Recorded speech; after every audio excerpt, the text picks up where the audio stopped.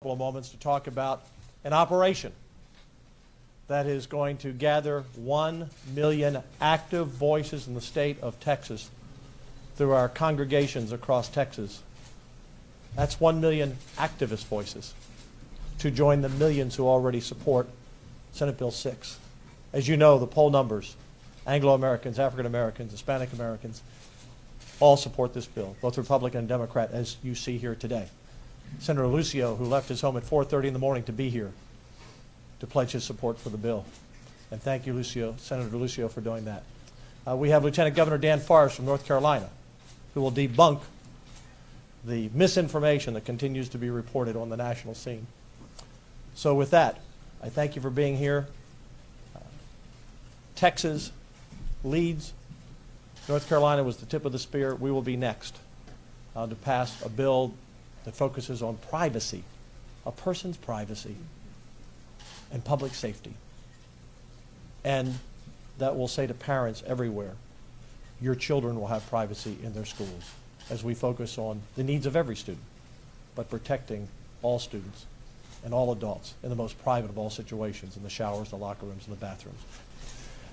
Now it's my pleasure to introduce a friend, a personal friend, Dan Forrest, Lieutenant Governor of North Carolina, who was the leader on this issue in North Carolina, who won his election this time by more votes than even President Trump carried in North Carolina. He won his election because he stood tall in North Carolina.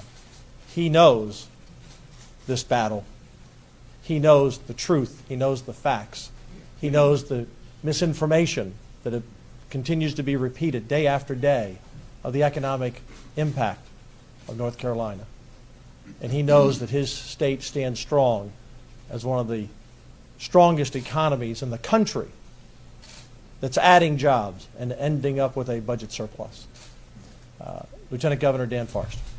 Thank you. Yes, sir. Well, good morning, everybody. It's an honor to be here with you, and thank you for everybody here in Texas that is doing the right thing. I believe that this is an issue about doing the right thing.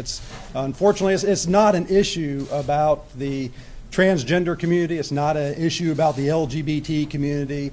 This is an issue about privacy and safety and protection for all people. And certainly, Texas, like North Carolina, is a state of reasonable accommodation. The United States is a place of reasonable accommodation. I'll hit on that briefly in just a moment, but I would say that from a privacy perspective, what we're talking about is the rights of women. We're talking about the rights of children. Women's rights are human rights. Children's rights are human rights. And we need to make sure that we fight to protect that while, as the senator was saying, we show compassion for those that do have needs. This bill in Texas is very similar to the bill in North Carolina that provided reasonable accommodation for those that have needs in a place of public accommodation. And that's important to remember.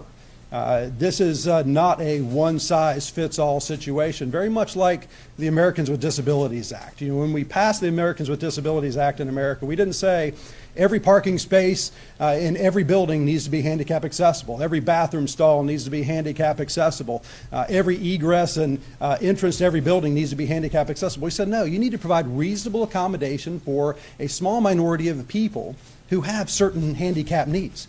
And that's what we did. That's the way America works. That's the way North Carolina works when we said, if there is somebody, whether they're transgender or otherwise, that fears using a public facility, a multi-stall public bathroom, a shower, a locker room, then you must provide them with reasonable accommodation. Texas bill does the exact same thing, reasonable accommodation for a small minority of people that have these issues, and that's showing compassion. That is the American way. That's the Texas way. That's the North Carolina way. The narratives will be many in Texas, just like they have been in North Carolina. These have gone from anti-transgender narratives to anti-LGBT narratives to the most discriminatory bill ever known to man in the world to civil rights issues to you name it. I mean, there's been at least 15 narratives in North Carolina over this. But the point is, this has never been about anything but privacy and safety and security for women and children.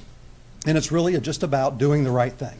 And so I encourage you all for doing the right thing. And the biggest narrative, and the one that seems to stick the most, is the economic impact narrative about what's happened in North Carolina economically. And I have to remind you that North Carolina, just in the last couple of years, has gone from a $1 billion deficit to a $500 million surplus in our economy. We're creating jobs. We've gone from about 9% unemployment down to about 4.5% unemployment. Forbes magazine ranks us second best place in the country to do business. CEO magazine ranks us #1 best place for business. We are growing jobs. Our economy is growing. You look in Charlotte, where the Charlotte ordinance started. The reason all this happened was because of an illegal ordinance passed in the city of Charlotte. There are dozens of tower cranes in the city of Charlotte right now, and the economy is booming. In fact, if you look at the most extreme instances of economic impact, by the media and by the universities and the people that come out and say this is the impact, that most extreme impact equates to 0.1% of our annual GDP. That's the economic impact. 0.1% of our annual GDP. No businesses left North Carolina. No businesses left. In fact, the story you hear is PayPal didn't expand by 400 jobs. This was a year ago. We create 400 jobs probably every week in our state. You don't hear those stories, but we're creating jobs at a rapid pace in the state of North Carolina. And so this is not an economic issue. This is about doing the right thing. There is no price tag that you put on the head of a woman or a child in a place of public accommodation. You can't put a price tag on that, not for an NBA game, not for an NCAA championship. This is about doing the right thing, and I'm proud to stand with my friends in Texas to do the right thing. So thank you very much.